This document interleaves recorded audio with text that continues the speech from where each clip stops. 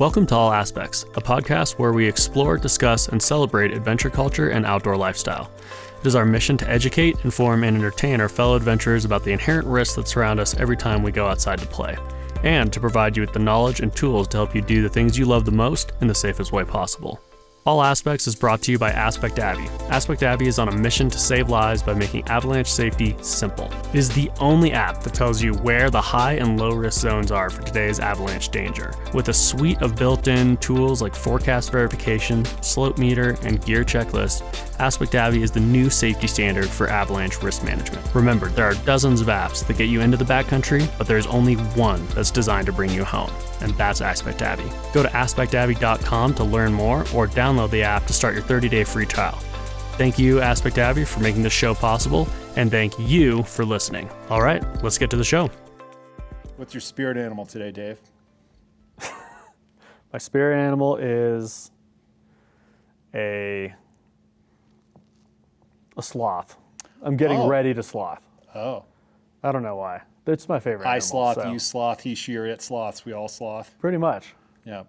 What's That your spirit makes animal me think for of the Spanish verb chilar, Okay, to chillax. sure. Yeah, like chilamos. We're going to chilamos together. Okay. With some llamas. Well, in the spirit of that, let's chillamos on this episode 2 of our podcast. And today I wanted to talk to you about something that I didn't really know anything about until starting to hang out with you and the world that you're in, which is heuristic traps, or more like an easier way to describe them as human factor traps. If you don't speak Greek, for instance. Which because that's the I do Greek not, root. and Yeah. I don't speak psychological. So are you mountain saying you were nerd. unfamiliar with human factor traps? You started hanging out with the physical embodiment of all of them, which is me? You and your friends? Yes, yeah. I think that's accurate. Okay. Yeah. So in the spirit of that, I wanted to, because I think the first episode we talked about avalanche problems. Yep. And I think How to make them simple. I think this is sort of the next add-on to that in a way. Yeah. Because we talked about the snow factors that can cause avalanches and how you can get in trouble there. Yeah. But this is really more of the psychological approach of how we get ourselves into trouble. We knew it was dangerous, and we still went there anyway, and we rationalized it to our friends of why we should do something really risky. Totally, yes. And It's the equivalent of, here, Dewey, hold my beer, watch this. Yeah, okay. So, yeah, I love that analogy. Just to catch people up who aren't familiar, will you describe to me as simply as possible what the hell human factor traps are? Okay, so 9 out of 10 avalanche fatalities are attributed to human factor traps. Okay. And human factor trap is a way of saying, hey, we didn't have a good system to make decisions, so we leaned on these stupid human tricks that get us into big trouble. And the reason why they're very appealing is they're fast, take very little energy, and you can do it when you're cold, tired, and hungry and exhausted, and they sound really truthy when you're saying it. And I've fallen into all of these myself. And when you say when you're saying it, you mean when you're saying it to yourself as well? When you're saying it to yourself or trying to convince your riding partners of why we should ski this 40-degree bowl when it's considerable danger and we have an old snow problem. And what happens is the way our brains work is we make up our minds, we make up an opinion and a feeling, and then we rationalize why that's true. With all these traps that you're talking about. Yeah, with these, Or I guess there's that's how they 6 become traps. classic ways of totally blowing it, stupid human tricks. Okay. And you don't have to feel bad about identifying it in yourself or your partners, because we all share this. This is how humans are hardwired. And there's an advantage in simple environments without consequences, because you're like, hey, where are we going to eat tonight? And you're like, well, that place is packed. It must be good. Let's go there. And if you get it wrong, well, maybe you got a little Stakes are gut low. problems, but the stakes are low, Sure. right? Yeah. Whereas the problem is when we're in the backcountry, it's what they call a wicked learning environment, meaning we may do it wrong for a couple tours or many tours and get no feedback. And you're like, well, we didn't trigger any avalanches. I guess we're doing it right. And because we don't have any positive or negative feedback, I guess, because even positive feedback is sort of negative feedback in this exact scenario, You're losing me there, Dave. Keep it simple. Okay. Talk to me like I'm a 6-year-old. If you do something wrong 10 times and you don't know you're doing it wrong, Yep. then you're not doing it right. Correct. Like you're learning to do something, but the It's like bad you're way. turning in your test or your essay to your teacher, and you never get any red marks on it. They just take it and they throw it in the recycle bin because they're like, I just can't be bothered to read. Like, how are you supposed to know if you did well or not? Exactly. Okay. Exactly. So in the absence of a clear way to make decisions, we're going to lean on these stupid human tricks, these human factor traps, and the Greek word is heuristics. And that comes from the same root as eureka, I've got it. It's like inspiration hit me. And really? Yeah, that's where it comes from. Heuristic, the word is linked derived to from eureka? Yeah, where I've got it instantly. And you're like, well, is there any data to support this? No, not really, but I just feel it to be truthy. No way. Okay. Yeah, far out, huh? Learn something new every day. There you go. So can you run me through really quickly just each one of the classic human factor traps, and then maybe give me a quick example of what that would look like? Yeah, why don't we run through them all, and then we'll break them down individually. How's that sound? Great. Okay, so this is about 20 years ago, groundbreaking paper by Ian McCammon. And he leaned really heavily on social psychology from Danny Kahneman, who's a Nobel Prize winning social psychologist from Israel. And he's also a New York Times bestseller, author. He's a frickin' genius. And he basically upended economics and said, hey, listen, the fundamental underpinning in economics is that humans are rational actors. And that is just not true, because I don't know any of those people. And I'm certainly not one of those people. Because let's face it, you and I, we've dedicated our lives to skiing. And it's dangerous, it's expensive, and we've sacrificed a lot of opportunities to pursue that because it brings us joy. And it makes our heart sing, and we just love it more than anything else. Right on. Okay. I'm in line with that. All right. So let's just assume that Danny Kahneman is right, and he's got $1 million for this Nobel Prize that says he is right, and it changed the world. And I highly recommend you read his book or listen to him on some podcasts. Phenomenal. So Danny's got a real free plug on this. Yeah, exactly. So McCammon mined his work and said, hey, in avalanches, we see this all the time, where humans had a feeling or an opinion, and they went with their gut, and it really got them into trouble. And here's the classic 6 traps. And they fall under the acronym of F.A.C.E.T.s, because we know that F.A.C.E.T.s, if you're an avalanche geek, those are the sugar crystals. And in Colorado, those old snow weak layers, that kills 95% of the people. So F.A.C.E.T.s are bad, and F.A.C.E.T.s, the acronym for the human factor traps, these are bad as well. So we got familiarity, acceptance, commitment, expert halo, tracks, and social proof. Okay. Oh, sorry, social proof, scarcity. Yeah. Some people flip them around, but we'll use because scarcity. Isn't tracks social proof? Yeah, exactly. Okay. Yeah, McCammon did it a little bit differently, but it's harder to remember the original paper that he did. So we'll go with the simplified version. So we'll say tracks, and then we'll say scarcity. Yeah. Gotcha. Okay. Yeah. And then can you give just really quick, because I don't want to bog down on each one and dive into it, but could you give us, let's just start off with familiarity. What's an example of familiarity? Well, Dave, I've skied this slope 1,000 times, and I've never seen an avalanche here. Okay. Which obviously, when you're dealing with something as unpredictable as snow, it sounds totally ridiculous when we're sitting here. Yeah.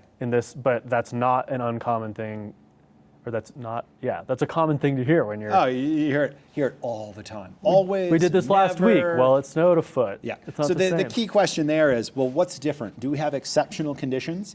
And what we're seeing now, the start of this year, the whole West is pretty much well below average in the snowpack. So we're going to have a lot of old snow layers in places that don't usually have them.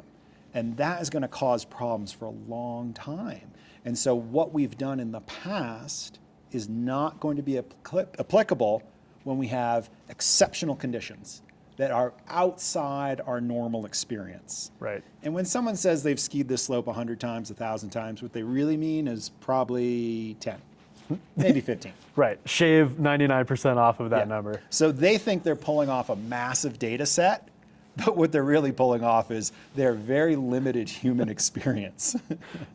They're pulling off a miracle. Yeah, exactly. Okay. The next one is acceptance. Can you give me an example of acceptance? Humans are social creatures, and it's incredibly important for us to fit in with our clan, with our group, with our pack, because we wouldn't have survived very long out on our own. We're designed to work together and dominate the planet. And if you're the outcast, that can be pretty tough. And so we can often be very reluctant to share an opinion that goes against the group, or goes against maybe the biggest loudmouth jerk in the group, who's like, dude, really? Come on. You're worried about this? It's going to be fine. Just send it. Yeah, just send it. And so it can be very difficult to push back and feel like, oh, geez, I don't want to be the negative Ned in the group. And, Homer dismisses me as, come on, Flanders. Don't be the negative Ned. Just go along and have a good time. Yeah, and that's interesting too, because sometimes even when you have a genuine question that's not even doubting the decisions we're all making, it can come across as being the negative Nancy. Yep. And that will stop. Go along that will to sometimes get along. stop people from even bringing something up because they don't even want to be perceived as being the negative Nancy. And it could also, as well, acceptance in a group is like, hey, if I ski this steep, gnarly line, I can blow it up on InstaWebs and social media. And all these people will think all I'm these people are sick. going to give me adulation. And we see this in ski movies as well. It's totally unrealistic. And folks get avalanched all the time. And we're like, this is amazing. It's like literally theaters across the nation cheering people out running avalanches. And that's wildly unrealistic. And totally. As an avalanche educator, I get that all the time. I'm like, hey, why are you here to take your ARI level 2? And they said, because I want to send the NAR midwinter in Colorado. And I'm like, I'm sorry, that's just not going to happen very often. You should pick up base jumping. Exactly. Or you should consider moving to a maritime snowpack. Sure. Yeah. Go to BC. Okay. Let's talk about commitment. Yeah. That's the next one. So let's say we're on our dream vacation on a hut trip, and conditions are not good. It's considerable danger with an old snow problem, and there's an avalanche warning out, and we're like, whoa. But this is our one time to go into the hut this year. And we had to cancel it last year because everybody got COVID. And like, we got to make this work. And you're like, wow, the approach to the hut is super gnarly. We have to go under huge avalanche chutes and be really exposed. We're likely to fall into that commitment trap of, we've already booked the reservation, the money is sunk, we can't get it back, we're going no matter what. Right. Yeah, and that one's tricky too because it doesn't even the stakes don't even have to be that high. Yeah. They can be as simple as, we're going to go see this face today. Yeah, and we didn't have any backup plans. And then the whole time we're going up this face, it's, man, the snow's not even looking that good, or we're seeing signs of wind, whatever, name anything. Yeah. But you're just committed, we see a whole bunch of red flag, obvious clues, recent avalanches, cracks under our skis, woomph, wind loading, and we're just like, wow, but we didn't have a backup plan. Right. So if we get to the top of the bowl and we're trying to decide between going back down the wind-scoured skin track and skiing grass and rocks, or the wind-loaded bowl at 40 degrees at considerable, we're going to find a way to rationalize why skiing the bowl makes sense. To convince ourselves that it's going to work. Yeah.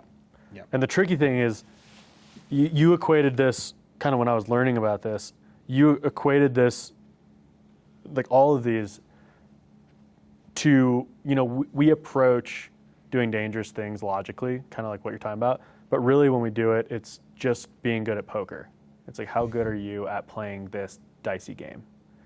And so I think that's something that has always stuck with me, of, especially when we're out in the backcountry, of like, do I really know what I'm doing, or do I have like a good... How strong is your full house? Right, like, do I have a good feeling about this? Yeah. Or am I like certain because there is evidence to back up what we're talking about skiing? Yeah. And it's rarely certain in the snowpack, right? Yeah, as certain as you could be, right? Yeah. And by the way, there is zero correlation between our confidence and our accuracy. Of course. So if you ask me, this is a perfect segue to the next one. It's E for expert halo. Right. If you say to me, Jeff, hey, how certain are you that the bowl isn't going to slide? And if I say, I'm 100% certain, that is a huge red flag, and you just call me out because the expert halo is kicking in. Totally. Where I have so many years of experience and so much training under my belt, it gives me a false sense of security. And it gives me a sense that I've mastered something that is unknowable. To some extent, the snowpack is never truly knowable. And it's much like the game of chess versus the game of poker. So with chess, the pieces move in a reliable pattern, and all the information is out there. And so usually the best player wins because they have more skill. But that's not like that with avalanches or poker, because I could have a really strong hand. I might have a full house, and I've got a couple kings and 3 queens, and I'm like, I'm going to push all my chips into the middle. We're going to ski the bowl, and then you have a better hand, and you wipe me out.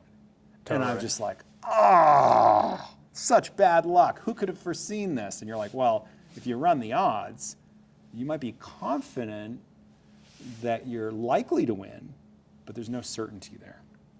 Yeah, And exactly. So, yeah, when we're dealing with the snowpack, we have to recognize that even as an expert, the snowpack to an extent is unknowable. There's always a degree of risk that it could avalanche. Right. I think something that's interesting about this particular human factor trap, which is the expert halo, to me almost seems like it goes the other way. Oh, yeah? A bit, at least talking to you. Because in our last podcast, you were talking about how you know that sheer probability, because of how much you've done this, sheer probability itself means that you are living in kind of the weird zone of like freak accidents. My exposure or crazy time things. is 100 plus days a year in avalanche terrain times 30 years. It's massive.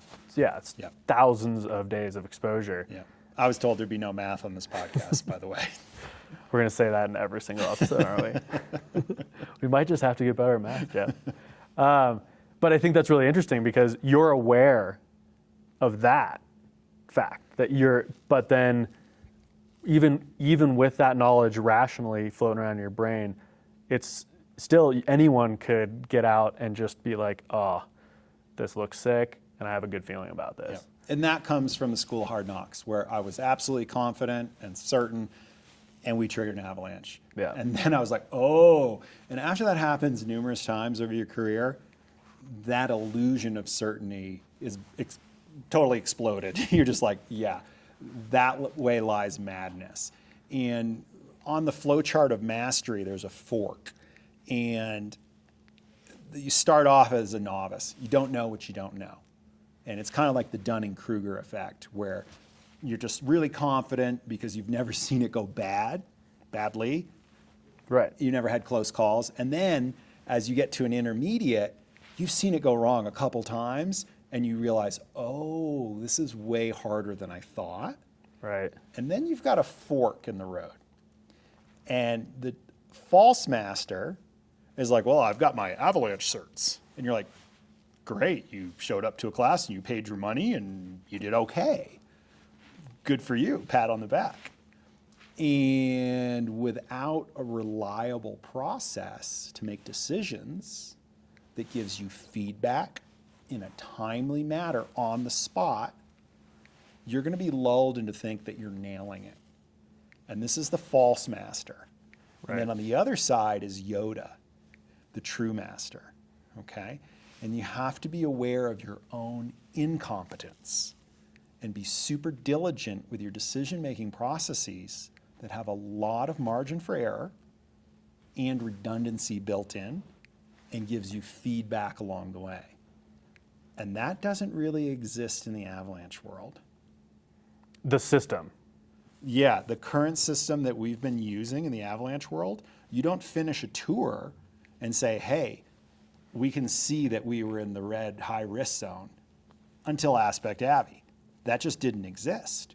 And so you and I would debrief at the tailgate over a beer and be like, well, what'd you think? And I'm like, I don't know. felt good to me. Feel good to you? All right, high five. We did it right. But now we have a way to verify if what we did was actually rolling the dice or if it was a good decision based off of information we had. And it can give us feedback instantly. Like if I get a little powder crazy and I ski over the steep rollover that you pointed out and said, hey, that's red on the map, we're not going there. That's over the limit for today's avalanche forecast. Right. You can call that out on the spot and be like, hey, Jeff, that wasn't cool. We said we weren't going to go into the We're not going that way. Yeah, we're not going that way. We went to Crazy Town. Okay. And I'll be like, oh my God, sorry, I just kind of lost my mind there. Freaking expert Halo, Jeff. Yeah. All right, the next one is tracks. Yeah, tracks. So oftentimes we'll see multiple tracks on the slope, and that's the social proof that, hey, they jumped off the bridge and they were just fine. Right. It didn't slide when they skied it. Yeah. And this is where it gets really tricky, because with an old snow problem particularly, and that's far and away the biggest killer, not just in Colorado, but in the whole US, and we're going to have a ton of old snow problems in places that don't usually have that. This is where the tracks lull you into safety.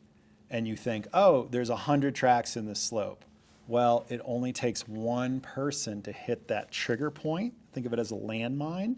And those trigger points are often where the snowpack is thinner along rocks or brush or trees where the facets tend to grow.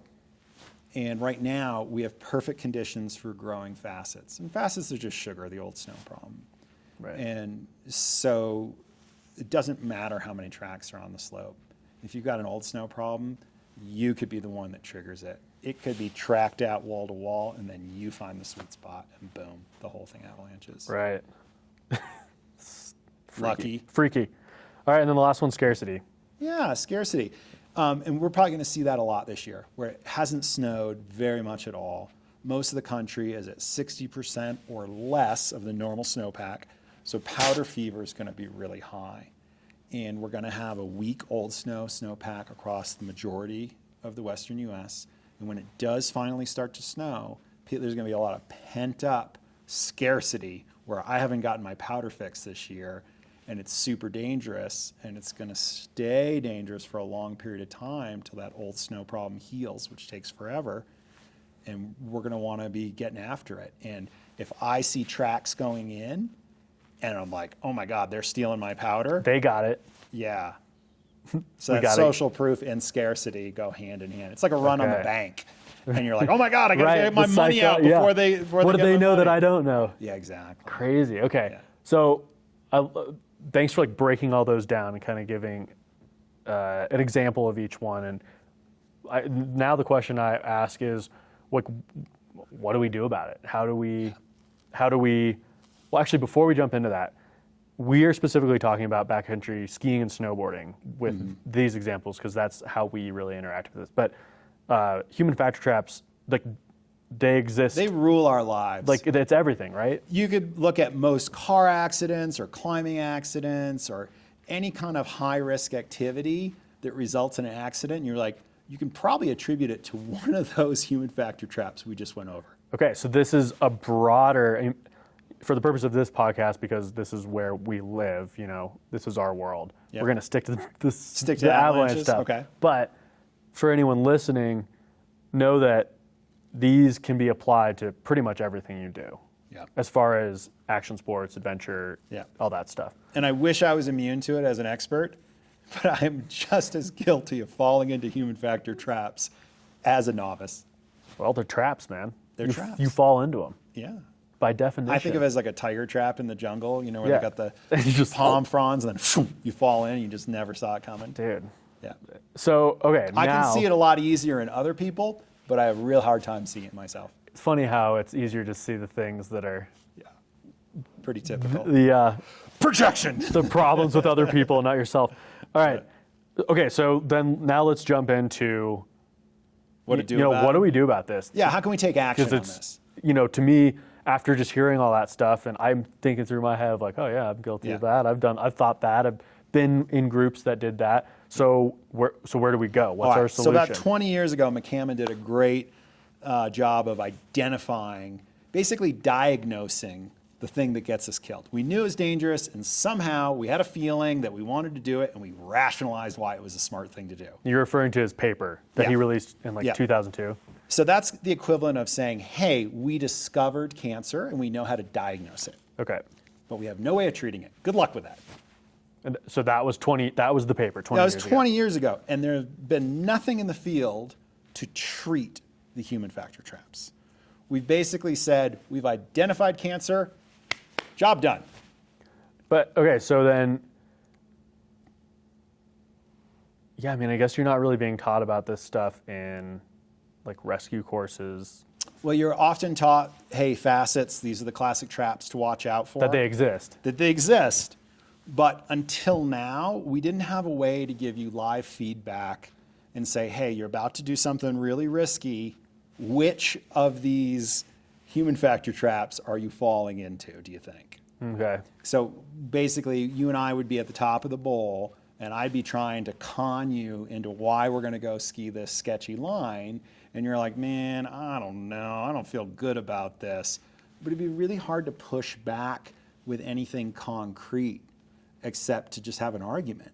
And it's you opinionating and me opinionating, and who's going to dig in their heels and try to bludgeon the other person with their opinion. And okay, so then I have a question. Yeah.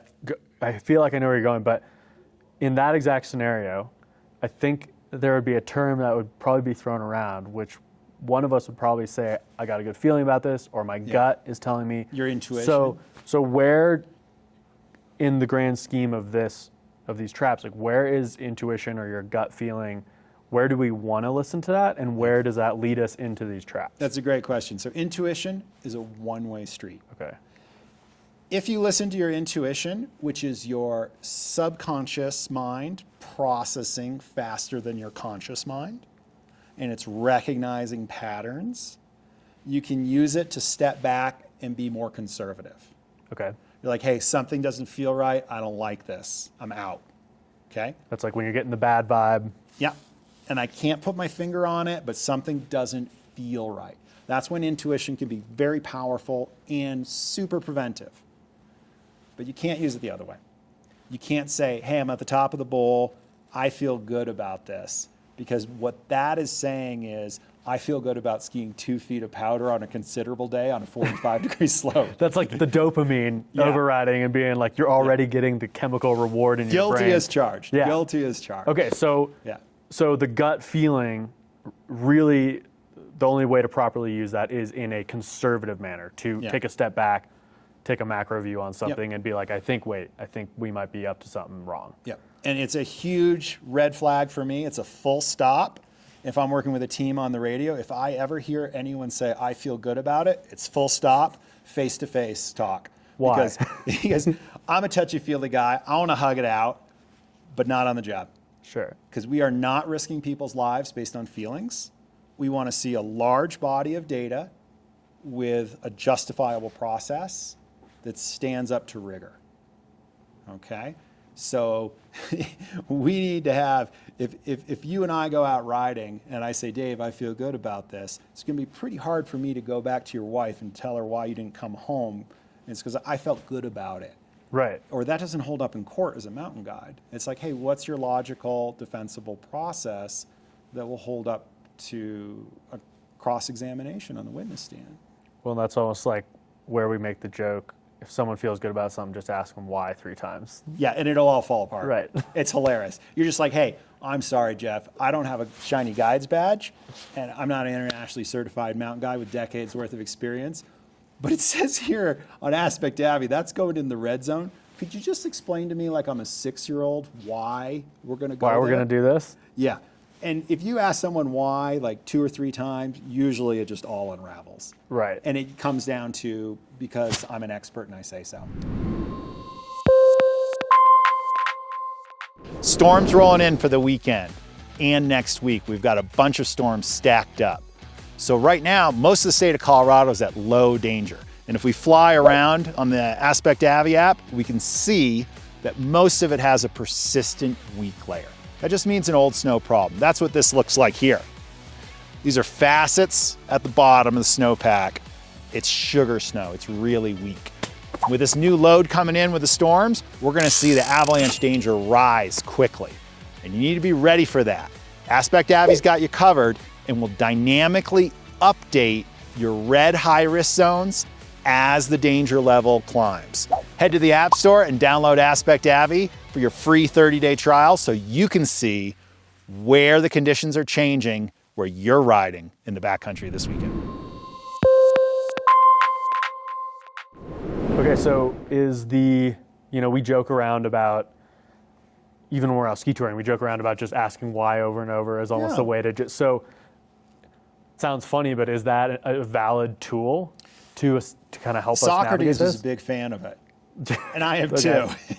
Yeah, and I think, we've done such a deep dive and, I've personally read every single avalanche fatality in the last 11 years in the US. And the patterns, the signal stands out through the noise. You see the same patterns over and over again.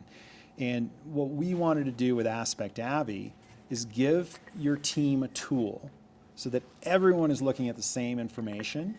And you don't have to go off of feelings or opinions. You can go off of objective data that doesn't care that you haven't skied powder this year. Right. And it doesn't care that this is the driest winter in X number of years and we've got old snow layers up the wazoo and it's going to be dangerous for a while. It's just saying, hey, these are the high risk slopes for today's avalanche forecast. And you decide whether you're going to go or not. And it's very simple framework. Like if we have a stoplight and we see red, we all know what that means and we act accordingly. And if we see green, we know exactly what that means. But where it gets tricky, do I go through the yellow? Do I hit the gas or the brake? Right.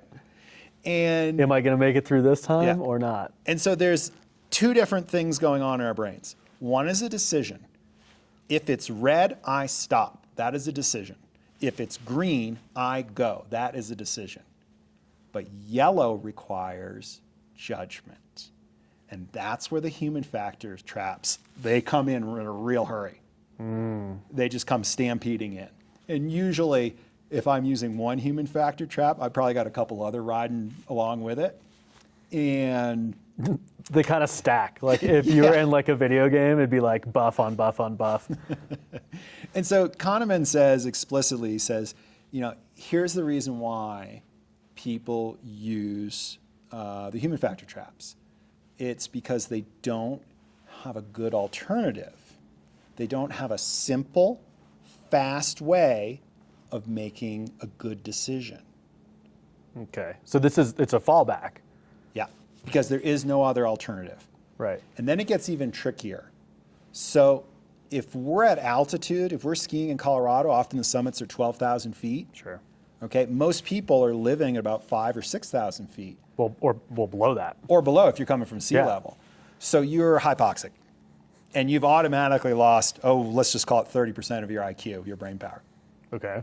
And your brain only runs off of glycogen. It doesn't really run off of fat. So if I'm bonking, I can't think. If my legs are tired, my brain is really tired because it demands a ton of energy. So now maybe we've lost 50% of our IQ. And then you throw in powder fever and scarcity. Oh my gosh, this is our one chance to go touring. You're starting to paint a really compelling picture for this right here. Exactly. So we've designed AspectAvy to be an antidote to that. To just say, hey, listen, it's giving you the stoplight and it says red. So even if I'm quite depleted, maybe I didn't get a good night's sleep, my legs are tired, so my brain is tired, and I'm hypoxic because I'm up at 12,000 feet, it's pretty easy to be like, oh yeah, I remember, red means stop. Yeah, let's not do that. Right. Yeah. So the Socratic method is super helpful of asking why from your partners, but I can't really do that so easily with myself. Because usually the person that I need to convince to chill out is usually myself, because I'm a little too excited. Gotcha. Okay. Yeah. So, and to be clear, we, this is a bit of a plug for the app in this episode. Shameless product plug. Because it is genuinely one of the first tools that helps address this. Yep, it gives you live feedback where you can say, hey, if we go there, it's going to be in the red. That's going to be high risk. Yeah, and you don't need, like that's not like turning your brain off. Because I feel like some people are like, oh, like blindly trust an app, which like that's not what we're saying. This is just giving you really clear, it's not going to get hypoxic, it's to me like that's red based on this algorithm and based off of the snow conditions and the avalanche forecasts and all that stuff. And then our live input, if we're like, hey, right, the forecast is wrong about 20% of the time, and we need to verify it and localize it for where we are right now, live in the snow. And if we're seeing these obvious clues of shooting cracks and whumping and rapid loading, we'll say, hey, it's considerable where we are. Right. And we're going to see a lot more red on the map. Yeah. This is a really interesting topic because I guess for me, I was just sort of surprised as I started learning about it, how applicable it is to so many things. And I'm someone who definitely has spent my life just taking a lot of risks, doing a lot of high risk stuff. Yeah. Both in like, I guess my professional life and then also just things I like to do. Yeah. 100-foot gap jumps. Yeah. But beyond that, like jumping off of cliffs into lakes, like all that kind of stuff. And I was really shocked when I started learning about this topic that I'd never been taught it by any of my peers or coaches or anything before, or that it hadn't really come across, and this was after the paper you've been referencing came out. I mean, this information's been floating around out there. So I maybe my final kind of question to you is like, is there a reason why this isn't more known, or can we help people? Is there a way we can help people learn about this more easily? I mean, we'll put a link to the paper that we're talking about in the show notes for this podcast, but like, what can we do to kind of educate our friends about this? Yeah, that's a great question. Are there resources? I mean, I'm not trying to tee you up in any way. I'm genuinely asking. It's kind of a... Yeah, for me, I had a life-changing event when I got avalanched in Italy in the Ortler Range. Right. And we were really lucky. We walked away without a scratch, but we went for about 1,800 vertical feet over 3 cliff bands, and we ended up right on top, and we were fine. But that caused me to realize, hey, my expert halo, I lost it back there in that avalanche somewhere. It's gone. It's gone. I was the false master. Yeah. I thought I had it nailed, but I was coasting, and I didn't have a really reliable decision-making process. And so that sent me down this route of, hey, there's got to be a better way to play poker where I can play the odds in a very conservative manner, and so I don't have to stress about being avalanched. And so Kahneman's book was a seminal moment for me, and it kind of tied everything together. I'm like, this is what we're doing in the backcountry as an industry, as a profession, and me personally, and in my friends and in my colleagues. And it caused me to question everything. So I'd say that's a great place to look, is podcasts or books with Danny Kahneman, or his colleague and also Nobel Prize winner, Richard Thaler. Okay. And we've basically incorporated a lot of their work into the app. Right. Because we know that humans are gonna human. So let's make it really simple to do the right thing. Let's give you feedback in the moment if you get it wrong, to be like, hey, get back on track, and try to make it simple and fun. Right. Try to make it enjoyable so that it's not onerous. So it doesn't take an hour to do your tour plan. You're like, no, we just did our tour plan in 5 minutes. We've got 3 good-looking options in the clear. We're going to stay out of the red. Let's go out in the field and see what conditions are like, and we'll choose the one that has the best snow and the safest snow. Yeah, I mean, on our drive down here, you and I were talking, I was telling you that I think something that's interesting about, or I guess it's not even interesting, I just find very refreshing whenever we go out or have people with us, is we always have like 3 or 4 different options. And so it helps us avoid a lot of, scarcity or commitment. I mean, or even expert halo stuff, because we'll all be experiencing the same conditions and be able to make a decision like, hey, let's go to the other spot. The spot seems dicey, Yeah, and I love, we're going to go out here on Christmas Eve with our buddy Nicky, and he's fresh off the plane from LA. And what I love is it takes the pressure off of me if we're all using AspectAvy, because Nicky can be like, hey guys, I just showed up. This is my first day on skis. This year, not this ever. year, yeah. Very good skier. But he's like, hey, I don't want to ski that line. It's in the red. Right. And I can be like, oh, thanks for checking me, Nicky. Because, the pilot has a co-pilot. Exactly. To like watch your back. And that feedback that you get for your trusted friends or maybe your romantic partner who know you really well is invaluable to grow as a human. And for me to grow as a mountain professional, I need objective feedback. It doesn't do me any good to be in an echo chamber. Right. And, one thing I'd like to tie in, and this is totally for the geeks out there who are still listening. And if you're bored at this point, I totally understand. You're like, hey, I'm ready to tap out. I get it. But for those diehards, what we're dealing with is basically a guerrilla warfare situation where the Rand Corps back in the Vietnam era. You mean our relationship with the snow? You got it. Yeah, okay. They coined this term, this acronym, V.U.C.A, V-U-C-A. And V is for volatile. C is for complex. U is for unknown. V, then U, then C. Oh, sorry. Let's back it up. I'm the dyslexic one, bro. Volatile, uncertain, complex, and ambiguous. And that is guerrilla warfare to a T, or urban warfare, where things can go wrong in a hurry, and it's a complex system. So one tiny variable change and the whole system blows up, and you may never have a warning. And that's very much the avalanche game. Sounds familiar. Yeah, exactly. So if you're in a VUCA situation, which if you're dealing with avalanches, that's what we're in. Like, no matter what. No matter what. That's just how it is.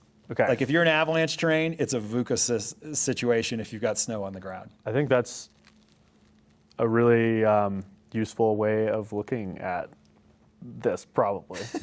Yeah, it's guerrilla warfare, and you're not going to see it coming a lot of times. And there's going to be an ambush, and it could be quite deadly. So Kahneman's approach is like, listen, when you're in a VUCA scenario, unless you have a really clear, robust red light, green light system that's low energy, go, no go, it's going to be really hard to avoid the heuristic traps, the human factor traps. We are just going to lean on them. They feel good. They're fast. Sound low good. Energy. They sound Snappy. truthy. Yeah. They sound truthy. And at the moment, they're hard to push back against. Well, and the rest of the group is probably falling into the trap too.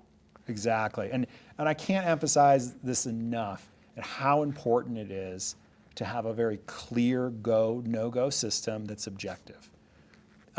And I know we're going a deep dive into this, and people are like, Rand Corp, what the hell has that got to do with avalanches? But like at this point, I don't even care, because I'm so passionate about this, and this is what saved lives. This is the human factor that gets injected. Because if the avalanche danger is sketchy, it's not a problem until humans enter the equation. Right, if an avalanche slides, it doesn't matter unless someone's stuck in it. If the avalanche slides in the forest and no one's there to hear it, it's okay. The forecast center will still know about it, though. Yeah, they'll sleuth it They're out. very good at what they do. Yeah. Yeah. All right, so I feel like we've covered this pretty well, and I appreciate this conversation and offering some of the tools. What are maybe some of the last thoughts you want to leave people listening to this with steps to go forward? Like, for me, would be, hey, if you're getting the bad vibe, stand at the top of something, speak up. And your intuition's a one-way street. And if you're getting that gut feeling and it's not a positive one, you should speak up. And I would say, like, the rest of the people should listen to that person, because that's something else going on, and it's not like woo-woo voodoo stuff. That's just, I think we've all experienced a gut feeling that we pushed away and then something went wrong. Yeah. Do you have any other, maybe just like one or two quick pieces of wisdom to leave people with before we wrap up? Have an objective system that gives you feedback immediately. And so far in the avalanche world, I've only seen that AspectAvy does that. We have one app. Yep. Okay. And if you don't have that, you're going to have to be really smart. and really tuned in, and ask why a lot, and be ready to be unlikable. We'll put a whole bunch of resources in the liner notes for the podcast. Sure. And there's a great Malcolm Gladwell podcast on this about follow the data. Oh, is this the Spock one that you Yeah. had me listen to Yeah. like a year ago? Yeah. That one is good. It's called Pull the Goalie. Yes, so exactly. in hockey, Oh, yeah. Yeah, in hockey, they normally pull the goalie when they're down by a goal or 2 or 3 with about a minute and a half to go. Sure. Because that is the socially acceptable thing for the coach to do. But the numbers say the coach should pull it at 5 minutes or maybe even 10 minutes. And in fact, if you're the underdog going against a championship caliber team, you should probably pull the goalie in the first period. The whole game. Because this is your only chance. And you're probably going to fail miserably and lose 12-0. And the social cost for the coach, like if you're in Canada, they're going to burn the Coliseum down. They're like, you pulled the goalie, 10 minutes left in the game. Now we lost 6-0 instead of 3-0, and it's humiliating. So you need to be prepared to do the right thing, and the right thing is defined by what the data says is a smart play. So getting back into how this relates to Avalanche stuff. Yeah. You need to be able to stand your ground and tell your friends, we're not skiing this. This is our no-go terrain for the day. We said that in our tour plan. And you're going to have to be super clever and just keep asking them why and hopes to coax them around. But I think it would be a way more persuasive tool to show them your phone, or if they've got it on their own phone, and say, hey, that's in the red. Why are we going base jumping? Or at very least, that gives you an easy out of being like, I'm not doing that because Here's why. this is because Yep. I'm not. And you can always bribe your friends, be like, tell you what, I don't want to do this. I think this is a bad idea. I'll buy all of our post-ride beers when we get down safely. I haven't tried that one before, but yeah, I think it's great for me as a check as a professional. And you could speak truth to power.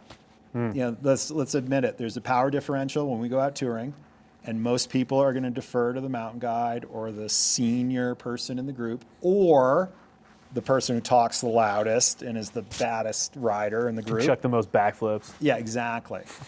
And this is a way of leveling the playing field and saying, hey, I don't have the years of experience that you do. However, I don't have all those experiences of getting avalanched either. And this is what the data says. And Sweet. as a professional, if I'm working with another guide, I make it super clear, especially if they're an aspirant, that means like assistant guide. I'm like, hey, listen, your job is to watch my back. And Dave, if I miss anything, you need to bring it up. To check you. To check me. And if it's in front of the clients, so be it. My ego has no place in our decision-making process or our safety process. And if I'm working in a team that's so dysfunctional that someone's ego is so fragile they can't have their logic questioned, I don't want to be part of that You probably shouldn't be a mountain guide either. Exactly. Oh, they're prima donnas. They're delicate lotus flowers. I know, man. I hang out with one almost every day. Well, sweet, man. Thank you for having this conversation. I feel like I've even learned more about this just having this back and forth with you. Do you have any kind of last words before we wrap this thing up? Poof. Cut. Yeah. If you don't have your own system worked out to be super clear and super simple and easy to do, we're going to use the human factor traps. And then your only pushback from that is to be really unlikable and to just keep asking why. And that is a really difficult social cost to bear. And I've done it before, and it's ruined friendships.